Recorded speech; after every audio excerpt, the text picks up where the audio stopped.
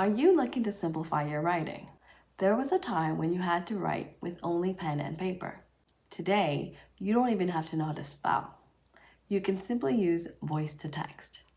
In this video, I want to talk about the use of AI and how you can use AI to write for you. I will be sharing 3 tools that I specifically use, and I know they will help you too. So keep watching.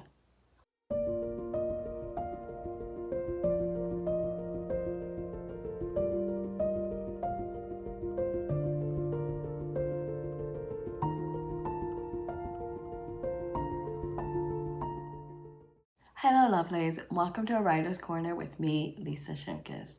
I am the author of the award-winning book, A Town Called Home, and the ongoing Happily Ever After series.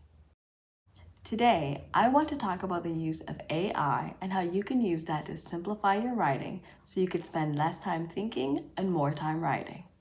Now, I grew up in the day and age of pen and paper writing. I had to have good penmanship and be able to read and write in cursive. I also could only write with a pencil. My writings had to be edited in red ink, rewritten in pencil, and only once it was perfect could I use blue or black ink to reproduce my writing. It was a lot of work for my neurodivergent brain. I absolutely hated it, which is why I am so grateful for computers and writing softwares, or applications as they're called today. One recent invention I've learned to appreciate is artificial intelligence, AI. But what exactly is AI? In the case of writing, AI is machine learning. It uses algorithms to analyze data from the internet, learn from this data, and make decisions, or spit out answers to you. This system can help writers like you and me simplify our writing process. I admit I use AI to help me create content, decide what blog posts to write, as well as generate story ideas for my novels. The use of AI is extremely helpful because, again, it helps the writer spend less time thinking and more time writing. However, there is a caveat to this. AI is not 100% correct. You still have to do your own fact-checking. AI also isn't going to spit out a full-length novel for you to copy into your word processor and self-publish. I do not recommend doing this. I work for a big library system and get to see tons of new books every day. Part of my job is not only preparing these material for the public, but also deciding which material are legible and which ones we should send back. The ones produced by AI 100% are very obvious. We send these back and get a refund. The ones that are produced by AI 100% are very obvious. Not only are they not legible, but they're also not spot on in images.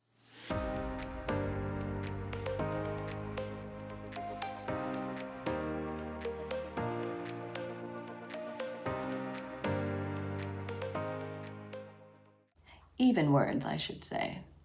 I say this because if you're planning on using AI to help you with your writing process, please know that you still need a human aspect to all of this. AI is not going to catch errors the way that the human eye does. And please don't plagiarize if AI gives you examples from other authors. We have had to recycle a so-called best-selling book when it came to light that the author actually plagiarized his whole book off of other authors. Please be smart when using AI. Take the ideas and templates given by AI and make it your own because you are still a creative. Now let's move on to the 3 AI tools that I use that I know will help you too. The first tool I used is the YouTube Studio. The steps I'm going to share with you cannot be viewed on the application. You'll want to use the website. In your YouTube Studio, you'll see a content section in the sidebar. When you click on that, you'll have a window with other tabs. The Inspiration tab is one of these. This tab uses AI to generate other ideas for you based on your current channel topics. This is a recent discovery for me, and I am so grateful because this tool allows me to, again, spend less time thinking, less time researching, and more time writing. Oh, and creating content, of course. The second tool I use is Canva. Canva allows you to create documents, presentations, websites, you name it, and it's all free. The AI tool is called Magic Design. To open this, you need to start a new design, then press the image with the stars and start telling AI what you need it to do for you. Super simple tool.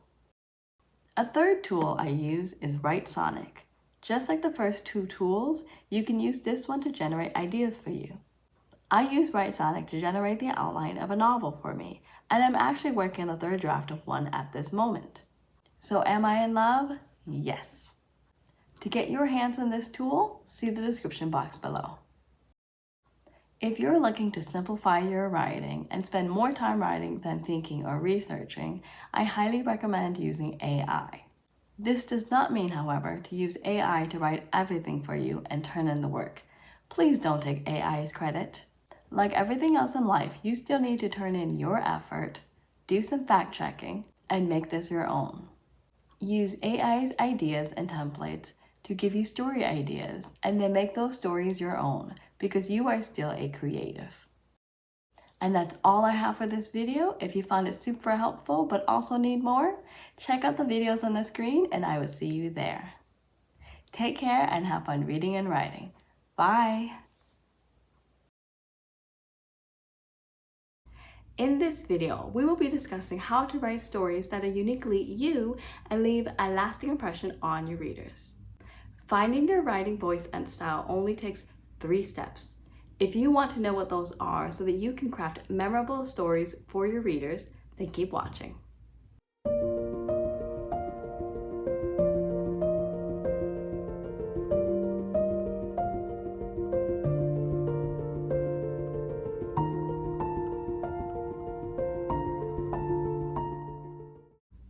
Hello lovelies, welcome to A Writer's Corner with me, Lisa Shimkus. In this corner, we discuss books, writing, and their benefits to your mental health. If you like any of those, be sure to subscribe to this channel and like this video if you find it insightful. Now on to today's topic. How to find your writing voice and style so that you can leave a lasting impression on your readers. Before I give you the 3 necessary steps, what is a writing voice? A writing voice is a unique voice and style that an author brings to a story. This encompasses tone, vocabulary, syntax, and perspective, which creates a consistent voice throughout the book. Not the best description from Google AI, so here are 2 examples to help you with this. If you are interested in stories with happy endings, you would be better off reading some other book. In this book, not only is there no happy ending, there is no happy beginning and very few happy things in the middle. This is because not very many happy things happened in the lives of the 3 Baudelaire youngsters. Violet, Klaus, and Sunny Baudelaire were intelligent children, and they were charming and resourceful and had pleasant facial features, but they were extremely unlucky, and most everything that happened to them was rife with misfortune, misery, and despair. I'm sorry to tell you this, but this is how the story goes. I've always been fascinated by spiders. I used to collect them when I was younger. I'd spend hours rooting through the dusty old shed at the bottom of our garden, hunting the cobwebs for the lurking 8-legged predators. When I found one, I'd bring it in and let it loose in my bedroom. It used to drive my mom crazy. Usually, the spider would slip away after no more than a day or 2, never to be seen again, but sometimes they hung around longer. I had one who made a cobweb above my bed and stood guard for almost a month. Going to sleep, I used to imagine the spider creeping down, crawling into my mouth, sliding down my throat, and laying loads of eggs in my belly. The baby spiders would hatch after a while and eat me alive from the inside out. The first voice is melancholy and cautious, while the second voice is energetic and fun. What makes both of these uniquely different is how the authors use their word choices and the creation of sentences and scenes to set up the tone. When it comes to your writing, decide the tone you want to set with the use of a writing voice. So on to the first step to finding your writing voice and style. Read. Read works by your favorite authors and analyze them, just like the examples I provided. I absolutely love the series of unfortunate events and the Cirque du Freak series, which may be giving away my age. Anywho, as you analyze the writings of your favorite authors, identify their unique styles, language choices, and narrative techniques. Understand what draws you to their work and how it resonates with you. And then start mimicking their styles to develop your own voice. By mimic, I mean write a story as if you were the author. Create a sequel or a prequel to your favorite book. Other ways to practice and find your writing voice are to do some creative writing exercises. Do some journaling and free writing. Explore with characters and different personalities and viewpoints. Use sensory writing to show, not tell. Trust me, this step in finding your writing voice has been the majority of my writing years.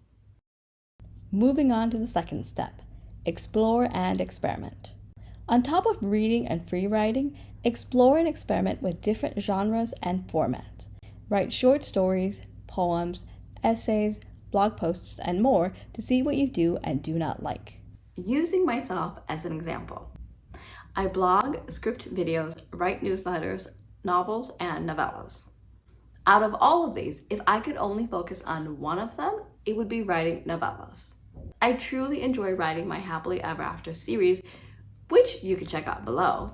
However, all of these other writing methods with their different voices and styles are just ways for me to connect more with readers. To develop your writing style further, take on writing challenges. You can find them all over the internet and see which ones you enjoy. I've personally participated in NaNoWriMo, Gemini Magazine, Poets and Writers, Amazon's Kindle competitions, and more. Some of the writings I've produced are meh, and others you will never see. However, there are some in which I am very proud of, one of them being A Town Called Home. As you write one project to the next, go back and revisit your older writings to view the voices you have used and see which ones you actually prefer, and you can stick to the one if you like, or continue using a different voice for each project you write. The third step is to share your voice and seek feedback. Share your writing with trusted friends, family, or writing groups. You'll want feedback from people you trust and know that their critiques are only to help you get better. You could even create a writing portfolio to share your work, either physically or digitally. One digital method is to have a blog and share your writings on there, or enter your work into writing contests, magazines, or online platforms. You can even connect with other writers and readers across the web, or email an author using the information on the back of their books. Many authors are open to connecting with their readers. They want to help you get better at the craft of writing, which is what I'm doing, and also gain feedback themselves so that they can keep progressing in the field of writing. And please note, your writing voice and style may change as your writing continues to grow and develop. You are not constrained to just sticking with one voice or a style. There's a lot of freedom and creativity when it comes to writing, which you already know that. That's it for this video, how to find your writing voice and style. The best way to find your voice and your style is to read, experiment, and share your writings with others. And as you explore, don't forget to have fun reading and writing. Thank you for watching this video. I'll see you in another one. Bye.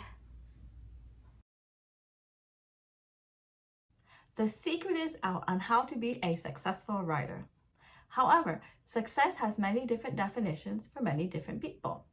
Some measure it with money, some with education, others in their accomplishments, so on. If you want to learn how to be a successful writer, to see your books in the hands of readers, then keep watching because we will be discussing 7 techniques to use so that you can become a successful writer. And the 7th one is the most important, so stay through to the end.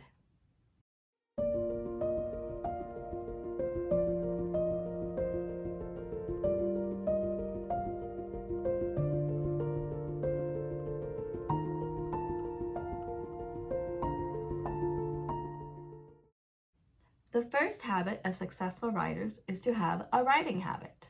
A habit is defined as a settled or regular tendency or practice. According to James Clear of Atomic Habits, habits form just from the micro changes that you make to your life. And these tiny changes can become a habit in roughly 21 days. So in 3 weeks, you can have yourself a writing habit. But what does this writing habit look like?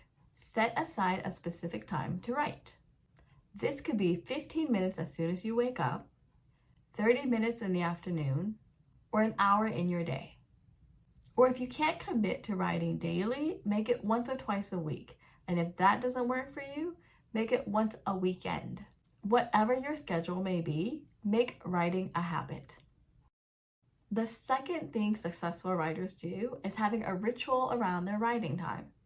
No, I'm not talking about burning incense or praying or meditating, although you are free to incorporate that, but rather I'm talking about the time, place, and environment. As mentioned before, choose a specific time to write. And during this time, choose a place that you can return to every time you write. Some authors have an office, a specific place in the house. Some go to the coffee shop or the hotel.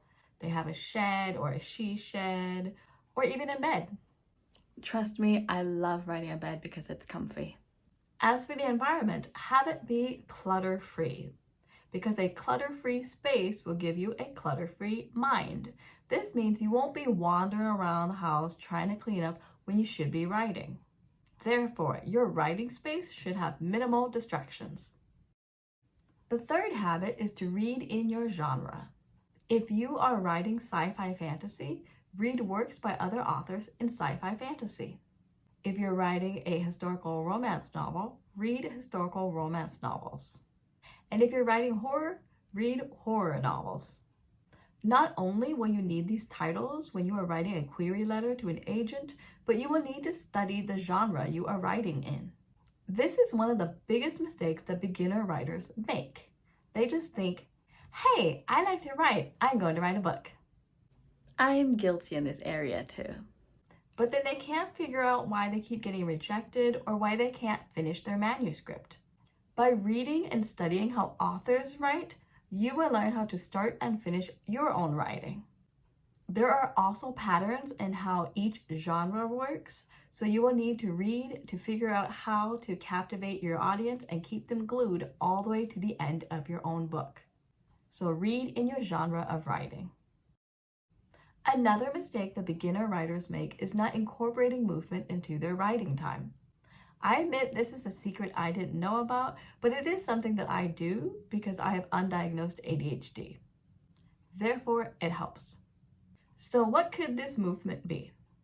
Getting up and walking around for 10 minutes, going for a run, doing push-ups, or chatting with a friend, colleague, or partner. Allowing yourself any form of movement gives your brain a break. Therefore, when you return to writing, your brain will be ready to go. It is such a simple but crucial step to being a successful writer. I wish schools and more workforces would incorporate breaks into their day. They would have more energized students and staff. The fifth habit is to have hobbies outside of writing. Believe me when I say not every writer writes 24/7. Are there authors who write nonstop? Yes, but you don't have to be in this category in order to be successful.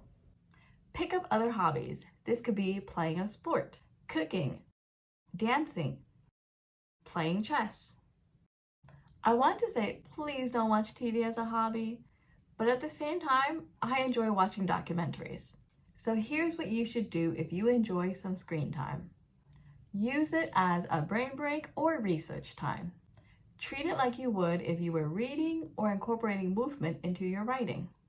Please don't binge watch TV shows or movies because the time you spend doing that could have been your writing time and you may regret it. Why do you need hobbies? To give yourself a brain break, to change things up, and to keep yourself motivated in your writing and in life. So go enjoy your hobbies. The next thing you need is to spend time with others. Just like how you need hobbies to keep going, you also need human interactions to keep going. We are social beings. We thrive off of human connections. So make time for friends and family. And if you're going, but I don't have any friends, then go get some. Join online social groups, attend meetups at church, hang out with your coworkers. There are many ways to create friendships. And heck, if your family are your friends, then go hang out with your family. And lastly, stick to a goal. Habit building is all about goal orientation. Consider why it is that your teachers or professors give you a rubric at the beginning of a project or an essay. to give you a goal. Now you must give yourself a writing goal. Ask yourself, what do you want to write about? How long do you want to take? How many chapters or words do you want to accomplish? When do you see yourself reaching out to an agent or publishing on your own? Answering these questions will give you a goal. And if you have no clue where to start, then start by reading. See what authors are producing, what intrigues you, and go from there. Check out my writings in the description box. In conclusion, these are the 7 habits that successful writers keep to. If you want to be a success as well, then start incorporating these no longer as secret habits into your life. And before I go, you're going to need some writing inspiration as well, so go check out the videos here, and I will see you there. Until then, take care and have fun reading and writing. Bye!